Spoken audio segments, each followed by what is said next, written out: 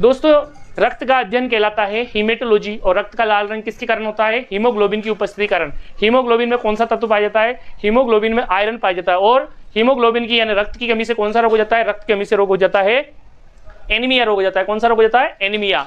दोस्तों हीमोग्लोबिन के कारण ही हमारे रक्त का रंग लाल होता है, और हीमोग्लोबिन ही ऑक्सीजन का परिवहन करता है, ऑक्सीजन को अपने साथ बाइंड करके एक जगह से दूसरी जगह तक ले जाने का काम करता है।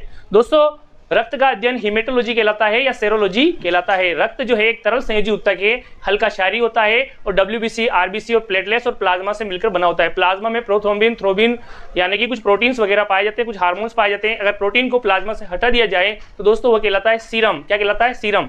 आरबीसी के अंदर दोस्तों एंटीजन होता है, और आरबीसी का लाल रक्त कणिकाएं कहते हैं, और हीमोग्लोबिन होता है इसके अंदर, इसलिए लाल होती है। डब्ल्यूबीसी दोस्तों इनको ल्यूकोसाइट भी कहते हैं, और ये श्वेत रक्त कणिकाएं होती है, और इनका ये 5 प्रकार की होती है: बेसोफिल, न्यूट्रोफिल, इओसिनोफिल और मोनोसाइट और लिम्फोसाइट। दोस्तों प्लेटलेट्स, तो प्लेटलेट्स क्या है? पट्टी के अणु होती है, और ये हमें शारीरिक शक्ति प्रदान करती है, विल पावर देती है।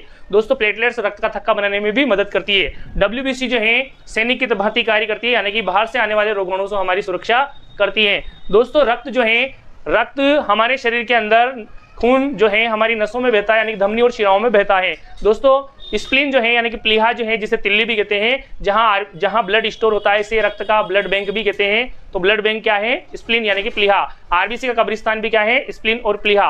हृदय जो है हमारे 4 कोष्ठी होता है, 2 आलिंद और 2 नीले होते हैं। लेफ्ट में हमारा शुद्ध रक्त बहता है और राइट में अशुद्ध रक्त बहता है। दोस्तों बहुत ही महत्वपूर्ण क्वेश्चन है। हृदय जो है हमारा 1 मिनट में कितनी बार धड़कता है? दोस्तों 72 बार प्रति मिनट। 72 बार प्रति मिनट हमारा हृदय धड़कन है।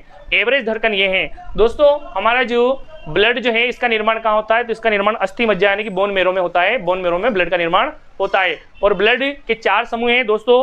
रक्त परिवहन की खोज किसने की थी? तो विलियम हार्वे ने रक्त परिवहन की खोज की थी, और कोल लैंडस्टीनर और वीनर ने रक्त समूह को बांटा था। रक्त समूह 4 हैं: ए, बी, ए बी और ओ। ओ जो है रक्त समूह वो सर्वदाता होता है, जबकि ए बी रक्त समूह सर्वग्राही होता है।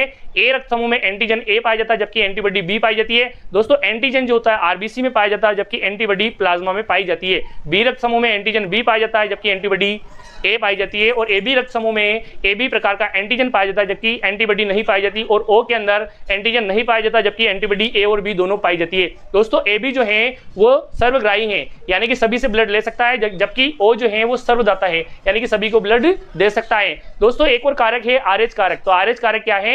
यानी कि जिन रक्त समूह वाले ब्लड या जिन ब्लड के अंदर आरएच कारक होता है वो आरएच पॉजिटिव कहलाते हैं, और जिनमें एब्सेंट होता है या नहीं होता है उसको आरएच नेगेटिव कहते हैं। और आरएच कारक की खोज रिसस वाइनर के अंदर की थी दोस्तों। लैंडस्टीनर और विनर ने रिसस वाइनर के अंदर आरएच कारक खोजा गया था।